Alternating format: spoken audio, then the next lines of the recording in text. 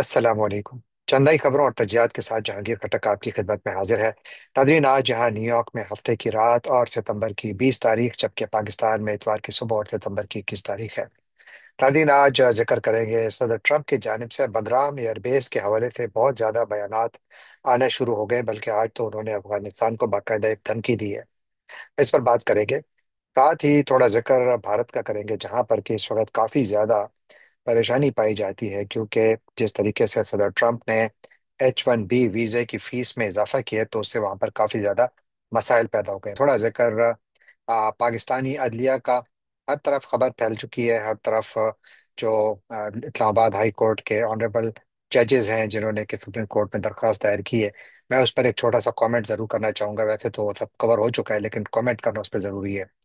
اور آخر میں تھوڑا میں یوٹیوب کا ذکر کروں گا، کیونکہ یوٹیوب کے حوالے سے امریکہ میں ایک بہت دلچسپ بحث چل نکلی ہے، اس کا بھی ذکر کریں گے۔ اب چلتے ہیں آج کے پہلے موضوع کی جانب، اور بھارت سے شروع کرتے ہیں، کیونکہ H1B ویزا کی جو فیس میں جس طریقے سے صدر ٹرمپ نے تقریباً $1600 جو فیس تھی H1B ویزا کی درخواست کی، اس کو $1,00,000 تک بڑھا دیا ہے، جس کی وجہ سے یہاں پر امریکہ میں آج یہ خبر سرخیوں میں ہے کہ بہت ساری جو ٹیکنالوجی کی کمپنیاں ہیں، انہوں نے اپنے امپلائیز کو باقاعدہ خصوصی ہدایات جاری کی ہیں کہ اب انہوں نے کس طریقے سے امریکہ چھوڑنا ہے، جو آ رہے ہیں ان کو کیا کرنا ہے۔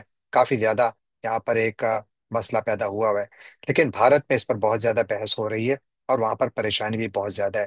کیوں؟ وجہ یہ ہے کہ بھارت، جس سے میں نے شروع میں عرض کیا کہ بھارت ان ممالک کی فہرست میں سب سے اوپر ہے جو کہ اس پروگرام سے سب سے زیادہ فائدہ اٹھاتا ہے، یعنی کہ جو اس پروگرام کے تحت ویزا حاصل کرنے والے افراد ہیں، ان کے 71% جو ہیں، 71 ویزاز جو ہیں وہ بھارتیوں کو ملتے ہیں، یعنی وہ اس کے اوپر سب سے زیادہ آتے ہیں یہاں پر۔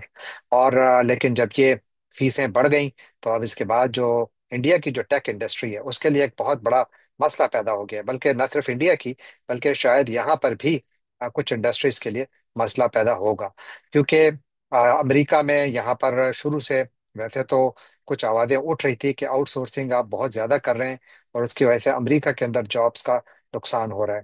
اب اس وقت جب یہ میں بات کر رہا ہوں، تو امریکہ میں جو فریش گریجویٹس ہیں، جو کالج سے نکلتے ہیں یا یونیورسٹی سے جو نکلتے ہیں تعلیم کے حصول کے بعد، ان کو نوکریاں ملنا کافی مشکل ہے۔ کہتے ہیں کہ اس وقت جو جاب مارکیٹ ہے فریش گریجویٹس کے لیے امریکہ میں انتہائی مشکل ہے، اور اسی لیے شاید اور کئی وجوہات میں سے ایک وجہ یہ بھی ہے کہ صدر ٹرمپ کی جانب سے ایسا بڑا اقدام اٹھایا گیا، جس کا مقصد ایک تو اس پروگرام کا ناجائز فائدہ اٹھانے سے لوگوں کو روکا جانا، اور دوسرا یہ کہ یہاں پر جو گریجویٹس نکل رہے ہیں امریکی یونیورسٹیز اور کالجز سے، ان کو بھی موقع ملے کہ وہ ہائی ٹیک جابس میں جا کر نوکریاں کریں۔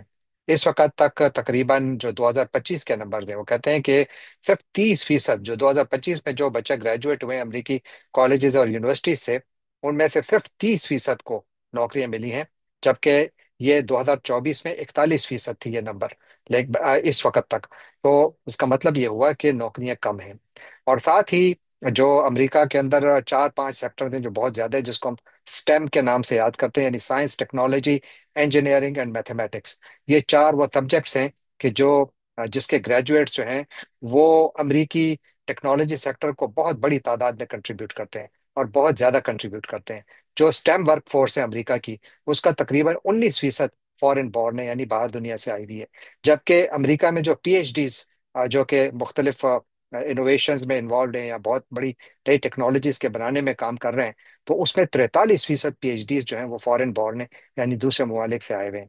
اور کہتے ہیں کہ جو یہ H1B کے اوپر جس قسم کی اس کا جو فیس بڑھائی گئی ہے، تو اس سے شاید ٹیکنالوجی میں جو انوویشن ہے یا نئی ایجادات ہیں، ان پر اس کا ممکنہ طور پر اثر پڑ سکتا ہے۔ اور یہ بھی کہ $1,00,000 فیس جو ہے، بہت ساری کمپنیز اب یہ سوچ رہی ہیں کہ ہمیں شاید باہر سے ورک فورس لانے کی ضرورت نہیں ہے، بلکہ وہ اب دو کام کریں گے۔ ایک تو یہ کہ مقامی طور پر جو ٹیلنٹ دستیاب ہے، اس کو زیادہ نوکریاں ان کو فراہم کریں گے، اور دوسرا یہ کہ آؤٹ سورسنگ کریں گے، یعنی وہ لوگ جن کو امریکہ لایا جاتا تھا بھارت سے، پاکستان سے، دوسرے ملکوں سے، کیونکہ یاد رکھیے پاکستان کا نمبر 8ویں یا 9ویں نمبر پر ہے H1B پروگرام سے مستفید ہونے والے ممالک کی فہرست میں، تو پاکستان بھی اس سے متاثر ہو رہا ہے اور کافی ہوگا، لیکن چونکہ پاکستان کے نمبرز کم ہیں، بھارت نمبر 1 ہے، ان کے بہت زیادہ ہیں، تو ظاہر ہے وہاں پر اس پر بحث، اور پھر اس کی وجہ سے جو سلیکان ویلی ہے، وہاں پر ایک کافی زیادہ پریشانی ہے کہ اب اس حالات سے کس طریقے سے نمٹا جائے۔ لیکن جو پورا کا پورا یہ معاملات جس طرف جا رہے ہیں، تو خوف یہ ہے کہ شاید تین سیکٹرز کم از کم اس سے متاثر ہو سکتے ہیں شارٹ ٹرم میں۔ ایک جو آرٹیفیشل انٹیلیجنس کا سیکٹر ہے، اس میں سیمی کنڈکٹر انڈسٹریز میں، اور R&D یا ریسرچ اینڈ ڈیولپمنٹ کا جو کام ہوتا ہے امریکہ میں، وہ اس سے متاثر ہو سکتے ہیں۔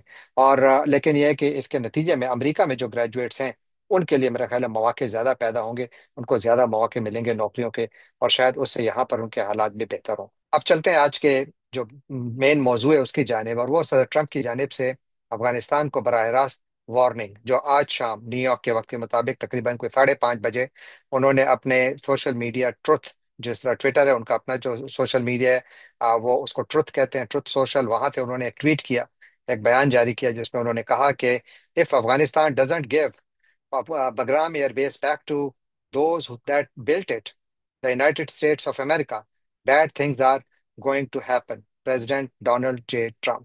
یعنی اگر افغانستان نے وہ بگرام ایئر بیس امریکہ کو واپس نہیں کی جسے امریکہ نے بنایا تھا، تو برے نتائج سامنے آئیں گے۔ ڈونلڈ جے ٹرمپ، صدر امریکہ۔ یہ وہ بیان ہے کہ جس نے کافی زیادہ یہاں پر ہلچل مچائی ہوئی ہے۔ صدر ٹرمپ اس سے پہلے بھی کم از کم 5 ایسے بیانات دے چکے ہیں جہاں پر کہ انہوں نے افغانستان کے طالبان حکومت کو براہ راست وارننگ دی ہے کہ ہمیں یہ بیس واپس کریں، اور وہ ہمیشہ سے سابق صدر جو بائیڈن کو شدید تنقید کا نشانہ بناتے ہیں، اور کہتے ہیں کہ امریکہ نے یہاں اس بیس پر بہت خرچہ کیا تھا، اور جو بائیڈن نے یہ جب امریکی ودرال ہو رہا تھا افغانستان سے، تو انہوں نے یہ ایئر بیس افغانستان کو بغیر کسی شرائط کے دے دی واپس، اور اسی لیے وہ کہتے ہیں کہ ہماری یہ ضرورت بھی ہے اور ہمارے لیے ضروری ہے کہ ہم یہ حاصل کریں۔ سر ٹرمپ نے ان بیانات میں بار بار یہ کہا ہے کہ یہ بیس جو ہے یہ چین کے بارڈر کے بھی قریب ہے، تو لہذا ان علاقوں کے قریب ہے جہاں پر کہ چین اپنے نیوکلیئر پروگرام کو ڈیولپ کر رہا ہے، اور یہی وجہ ہے کہ صدر ٹرمپ کی جانب سے اس کے اوپر کافی زیادہ پریشر اب طالبان کے اوپر ڈالا جا رہا ہے۔ سوشل میڈیا پر ہر قسم کی خبریں گردش کر رہی ہیں، ہر قسم کی ریومرز، میں کہوں گا یہ ریومرز ہیں، جہاں پر کہ ایک ریومر یہ بھی ہے کہ طالبان امریکیوں سے مطالبہ کر رہے ہیں کہ آپ ہم سے یہ بیس لے لیں، لیکن آپ کو اس کا کرایہ $1 ارب فی مہینہ دینا ہوگا، اور پھر کہتے ہیں کہ جبکہ امریکہ نے ان کو آفر کیا کہ ہم آپ کو $300 ملین دیں گے اس کے عوض، اور اس پر بات پھنسی ہوئی ہے۔ یہ ریومرز ہیں، یہ سچی خبر نہیں ہے، جبکہ امریکی میڈیا نے بھی اس کے اوپر کافی زیادہ فوکس رکھا ہوا ہے۔ آج واشنگٹن پوسٹ نے ایک اچھا خاصا طویل اداریہ لکھا ہے اس موضوع پر، جس کا عنوان ہے US return to Bagram is not a bad idea، یعنی بگرام میں امریکہ کی واپسی کوئی برا خیال نہیں ہے۔ اور اس ایڈیٹوریل میں بنیادی طور پر انہوں نے جس طریقے سے یعنی بگرام ایئر بیس کی تھوڑی تاریخ بیان کی ہے، پھر بیان یہ بھی کیا ہے کہ کتنی اہم ہے، اور پھر یہ بھی کہا ہے کہ جس طرح صدر ٹرمپ کا انہوں نے حوالہ دیا ہے کہ صدر ٹرمپ کہتے ہیں کہ یہ ایئر بیس چین کی لوک نور نیوکلیئر ٹیسٹنگ رینج کے قریب ہے، یعنی اس سے زیادہ دور نہیں ہے، تو لہذا اگر امریکہ یہاں پر ہوگا تو اس پر زیادہ یعنی نظر رکھ پائے گا چین کا جو ایٹمی پروگرام ہے۔ اور یہ اداریہ جو ہے بنیادی طور پر اس ایئر بیس کی امریکہ کے کنٹرول میں واپسی کے حق میں کافی سارے دلائل دیتا ہے، جبکہ طالبان جو ہیں وہ بنیادی طور پر اسی اداریے میں لکھا جاتا ہے کہ جی طالبان اس کی مخالفت کر رہے ہیں۔ وہ کہتے ہیں کہ ہم امریکہ کے ساتھ دو قسم کی انگیجمنٹ کر سکتے ہیں، ایک اکنامک سفیئر میں اور دوسرا سیاسی، یعنی جو معاشی اور سیاسی تعلقات جو ہیں وہ رکھے جا سکتے ہیں، اس کے علاوہ اور کچھ نہیں۔ جبکہ جو بات چیت ہو رہی ہے اس میں بگرام کے حوالے سے بھی ایک جو سوال اٹھایا جا رہا ہے، اس میں پرزنر ایکسچینجز کی بھی بات ہو رہی ہے، اور اوور آل ڈپلومیسی کی بھی بات ہو رہی ہے۔ بلکہ اس اداریے میں یہ بھی کہا گیا ہے کہ چاہیے کہ یعنی واشنگٹن پوسٹ امریکی حکومت کو یہ کہہ رہا ہے کہ آپ کو چاہیے کہ آپ افغانستان میں کابل میں اپنی ایمبیسی کو کھولیں اور وہاں پر تھوڑا سا سٹاف بھی رکھیں، کیونکہ اس کے ذریعے آپ اس ریجن میں اپنا اثر مکمل طور پر نہیں کھوئیں گے، وہ اثر جو کہ باقاعدہ اب روس، چین اور دوسری طاقتوں نے وہ جگہ لے لی ہے، تو لہذا امریکہ کے لیے ضروری ہے کہ وہ وہاں پر اپنی ایمبیسی کو دوبارہ کھولے اور وہاں پر کچھ سٹاف کو رکھے۔ اس کے برعکس جو افغان حکومت ہے اس کی جانب سے اس یہ جو بیان ابھی چونکہ یہ تو ابھی کوئی 3 4 گھنٹے ہی ہوئے جو آیا ہے، تو اس کے اوپر تو فی الحال ان کا میں نے کوئی ریئیکشن نہیں دیکھا، لیکن وہ یقیناً آئے گا۔ لیکن اس سے پہلے جو افغان طالبان حکومت کے وزیر خارجہ امیر خان متقی، ان کا ایک بیان حالیہ دنوں میں سامنے آیا تھا، جس میں انہوں نے کہا تھا کہ افغانستان کی سرزمین پر کسی بھی غیر ملکی فوجی کی موجودگی کو برداشت نہیں کیا جائے گا، اور یہ کہ افغان سرزمین کا 1 انچ بھی غیر ملکی فوج کی موجودگی کے لیے قابل قبول نہیں ہے۔ اور یہ پیغام انہوں نے، یہ ان کے الفاظ تھے کہ یہ پیغام آپ صدر ट्रंप तक और दीगर ममालिक तक जरूर पहुंचाएं। रवाबित सिर्फ सियासी और मुआशी नोयत के होंगे, ये उनके अल्फाज थे। तो गोया अफगानिस्तान में फिलहाल तो इसके लिए काफी रेजिस्टेंस है, लेकिन अमेरिका इतना ज्यादा इंटरेस्टेड क्यों है? क्या सिर्फ ये एक चाइनीज जो न्यूक्लियर टेस्ट साइट है उसकी कुर्बत है, या कुछ और भी है? तो इस सिलसिले में मैंने कुछ थोड़ी सी रिसर्च की है और थोड़ा सी मेरी अपनी एनालिसिस भी है, जो मैं आपकी खिदमत में पेश करता हूँ। यूं तो इसका जो वजूहात हैं वो एक नहीं दसियों हैं, लेकिन मुझे उसमें कोई पांच वजूहात जो हैं वो नजर आई हैं। लेकिन मैं वजूहात की जाने बढ़ने से पहले, सबसे पहले मैं जिक्र ये करना चाहूँ कि आखिर इस बेस में है क्या, ये कितनी बड़ी है और क्यों इतनी अहम है। अहम कितनी है इसके ऊपर बाद में बात करूंगा, पहले इस बेस के बारे में थोड़ी मालूमात दूंगा। ये जो बगराम एयरबेस है, ये तकरीबन कोई काबल से 47 किलोमीटर दूर है। और इसका जो साइज है वो अ, इस वक्त कहते हैं 38,000 एकड़ है, कोई कहते हैं 77 स्क्वायर किलोमीटर, 77 मुरबा किलोमीटर है। इसमें दो बड़े रनवे हैं, ऐसे बड़े रनवे हैं कि जिसमें तकरीबन एक रनवे जो है वो 3,602 मीटर लंबा है, और दूसरा 2,953 मीटर लंबा है। यानी एक तो ये बहुत बड़े रनवे हैं, जिसका मतलब ये हुआ कि हर साइज के जहाज यहाँ पर उतर सकते हैं। तो ये बहुत बड़ी बेस है बुनियादी तौर पर। इसके अंदर तीन बड़े, बहुत बड़े बड़े हैंगर्स हैं जहाँ पे जहाज खड़े किए जाते हैं। कंट्रोल टावर है, सपोर्ट बिल्डिंग्स हैं, हाउसिंग एरियाज हैं। तकरीबन 13 हेक्टर्स पर इनके रैंप स्पेस हैं, यानी जहाँ पर जहाज वगैरह खड़े कर सकते हैं। तकरीबन 110 जहाजों को बाकायदा खड़ा करने, पार्क करने की गुंजाइश है। इसमें 50 बेड का एक हॉस्पिटल है। इसके अंदर अपने शॉपिंग एरियाज हैं। तो ये पूरा एक शहर है बुनियादी तौर पर। ये असल में सोवियत यूनियन ने बनाया था 1950 की दिहाई में। और फिर जब सोवियत यूनियन ने अफगानिस्तान पर कब्जा किया, तो उसके बाद 80 की दिहाई में इसमें एक्सपेंशन हुई। लेकिन सबसे बड़ी एक्सपेंशन 2001 में अमेरिका ने जब अफगानिस्तान पर चढ़ाई की, तो उसके बाद उन्होंने जब इस बेस पर कब्जा किया तो उन्होंने इसमें बहुत बड़ी वसअत की। और ये वही दौर था कि जब यहाँ पर तकरीबन 10,000 अमरीकी फौजी रहते थे। और इसकी स्ट्रेटेजिक इंपॉर्टेंस जाहिर है बहुत ज्यादा है, इसीलिए अमरीकी और नेटो अफवाज का ये मरकज था। और इसी तरह सोवियत यूनियन के दौर में भी ये उनके लिए भी एक मेन मेन नर्व सेंटर था। अमेरिका अब इसमें इंटरेस्टेड क्यों है? तो जैसे मैंने अर्ज किया कि कोई पांच बड़ी वजूहत है, वैसे तो बहुत ज्यादा है, लेकिन कुछ पांच ऐसी हैं जिनके ऊपर मैं बात करना चाहूंगा। एक तो इसकी स्ट्रेटेजिक लोकेशन, जैसा कि मैंने पहले अर्ज किया और जिसकी तरफ सर ट्रम्प बार बार इशारा कर रहे हैं, और वाशिंगटन पोस्ट भी यही कह रहा है कि ये बहुत ज्यादा अहमियत का हामिल एयरबेस है। तो बुनियादी तौर पर चाइना के करीब है, सेंट्रल एशिया के करीब है, पाकिस्तान के करीब है, ईरान के करीब है। यहाँ पर बहुत सारे लोगों का जो एनालिस्ट है उनका ख्याल है कि इसके जरिए अमेरिका जो है वो चीन के मिलिट्री इंफ्रास्ट्रक्चर और खुसूसन जिनजियांग को जो उनका सूबा है उस पर बहुत अच्छी नजर रख सकता है। और फिर दूसरा ये कि काउंटर टेररिज्म के लिए लॉन्चिंग पैड हमेशा से था।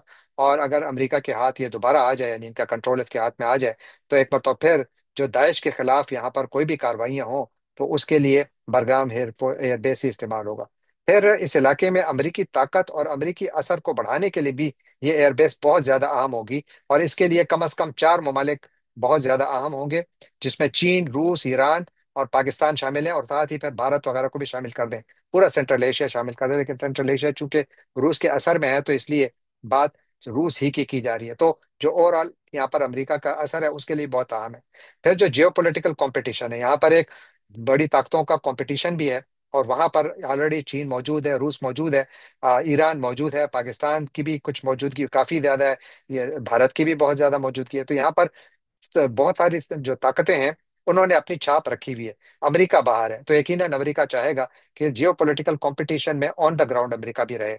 और साथ फिर इकोनॉमिक एंड सिंबॉलिक प्रेस्टीज, यानी अमेरिका की ख्वाहिश यह है कि न सिर्फ ये है कि यहाँ पर जैसे कुछ इकोनॉमिक फायदा भी हासिल किया जाए, क्योंकि अमेरिका की अपनी स्टडीज कहती हैं कि अफगानिस्तान के पास कम से कम 1 खरब डॉलर की मदनी वसाइल हैं, कम से कम 1 खरब डॉलर के। इस वक्त उससे फायदा तो कुछ ज्यादा नहीं उठाया जा रहा, क्योंकि वहां पर इंस्टेबिलिटी है। लेकिन चाइनीज और इरानियंस, टर्किश, कुछ अरब्स ये वहां पर कुछ काम कर रहे हैं। कुछ इंडियंस कर रहे थे, लेकिन शायद उनका काफी कम हो गया है। लेकिन जो बाकी हैं, मेनली टर्की और ईरान, वो काफी, बल्कि ईरान को हालिया दिनों में एक वफद भी वहां गया था, काबल में था। तो वो कोशिश कर रहे हैं कि यहाँ पर माइनिंग कॉन्ट्रैक्ट्स वगैरह लें। अमेरिका इससे फायदा उठाना चाहता है, तो इसलिए भी ये एयरबेस उनके लिए बहुत जरूरी है। ये पांच बड़े अहम वो थे। लेकिन इसका जो यहाँ पर मौजूदगी जो होगी उसके इलाकाई असरात भी होंगे। पाकिस्तान और अफगानिस्तान के ताल्लुकात किसी से ढके छुपे नहीं है। पाकिस्तान और अफगानिस्तान के ताल्लुकात हमेशा से पेचीदा रहे हैं, डिफिकल्ट रिलेशन है। हमेशा एक दूसरे के ऊपर नाएतबारी रही है, चाहे वो बात पाकिस्तान की पॉलिसीज की हो या पाकिस्तान के अलावा अफगानिस्तान के अंदर جو حکومتیں ہیں ان کی پالیسیز کی ہوں، جن میں موجودہ حکومت بھی شامل ہے، جس پر پاکستان الزام لگاتا ہے کہ یہاں پر انہوں نے پاکستانی طالبان کو پناہ دے رکھی ہے۔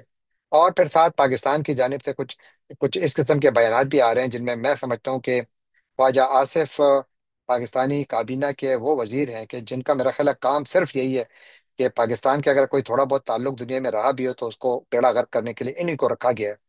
اور یہ جو زبان استعمال کر رہے ہیں، وہ زبان میرا خیال ہے کہ انتہائی قابل اعتراض ہے۔ وہ ان کا جو آج بیان ہر طرف گردش میں ہے اور لوگ اس پر کافی کامنٹ بھی کر رہے ہیں، اور میں اس پر ضرور بات کرنا چاہوں گا کہ انہوں نے جناب کہا کہ میں صاف الفاظ میں کہتا ہوں کہ افغانستان ایک دشمن ملک ہے۔ یہ کیا بات ہے بھائی؟ آپ ایک ملک کے ساتھ آپ کے پالیسی ڈفرینسز ہو سکتے ہیں، لیکن آپ اس کو مکمل دشمن کس طرح ڈکلیئر کر رہے ہیں؟ اور جبکہ آپ کا ان کے ساتھ ایک اتنا بڑا تعلق ہے، آپ اس تعلق کو اتنی آسانی سے ختم کر رہے ہیں۔ اور آپ ہوتے کون ہیں؟ آپ کے پاس یہ اختیار کس نے دیا ہے؟ تو افسوس ہوتا ہے کہ خواجہ صاحب آپ جیسے لوگ بھی پاکستان کی کابینہ میں ہیں، اور آپ کو پاکستان کا وزیر دفاع بنایا گیا ہے۔ اب میرا خیال ہے کہ اس زبان کی کوئی ضرورت نہیں تھی، ان کو تھوڑا ذرا محتاط ہونا چاہیے۔ افغانستان کے ساتھ ہمارے اختلافات ہیں، بالکل ہیں، لیکن ان اختلافات کو حل کرنے کا طریقہ بھی ہے۔ یہ طریقہ نہیں ہے کہ پہلے آپ ان کو دشمن ڈکلیئر کریں اور اس کے بعد پھر آپ ان سے دوستی کی تمنا بھی کریں۔ یہ صرف کوئی پاگل ہی کر سکتا ہے۔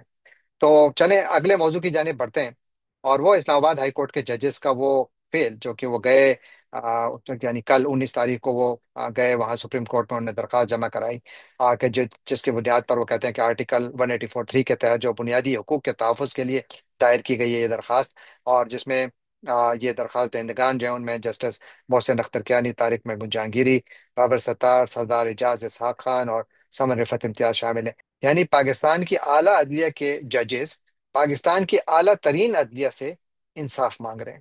اگر ایک ملک میں انصاف کا یہ حال ہو تو آپ خود سوچ لیں کہ وہاں پر کبھی انصاف ہو سکتا ہے؟ کہ جب وہ خود یہ معترض ہیں کہ جناب ہم پر ہر قسم کا پریشر ڈالا جا رہا ہے، ہم سے جو یعنی ان کے بیانات اور خطوط ریکٹ پر ہیں، لیکن یہ واقعہ بذات خود میرا خیال ہے پاکستان کی جوڈیشل ہسٹری میں ایک بہت ہی زیادہ افسوسناک واقعہ ہے کہ حالات یہاں تک پہنچ گئے ہیں کہ سٹنگ ججز جا کر سپریم کورٹ میں جو ہے درخواستیں دائر کر رہے ہیں۔ اب آخری موضوع کی جانب بڑھتے ہیں، اور وہ یوٹیوب۔ دیکھیے یوٹیوب نے دنیا بدل دی۔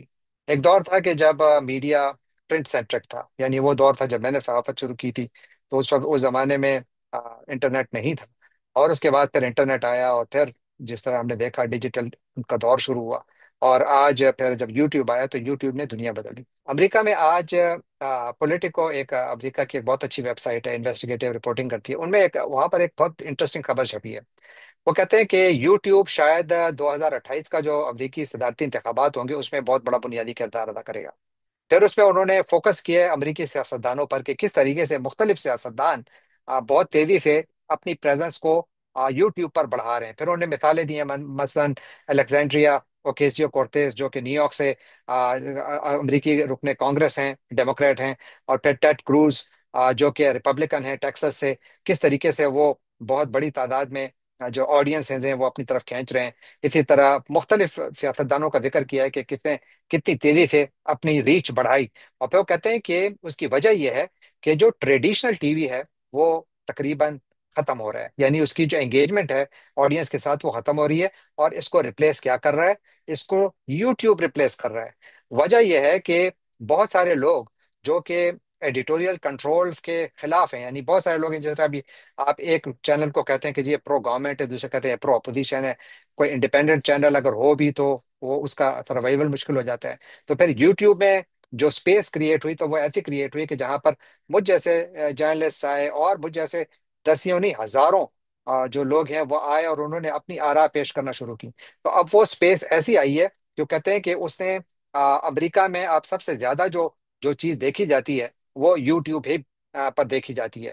یعنی یوٹیوب میں پہلی مرتبہ انہوں نے جو نیشنل فٹ بال لیگ ہے اس کی جو گیمز ہیں وہ دکھانا شروع کی ہیں۔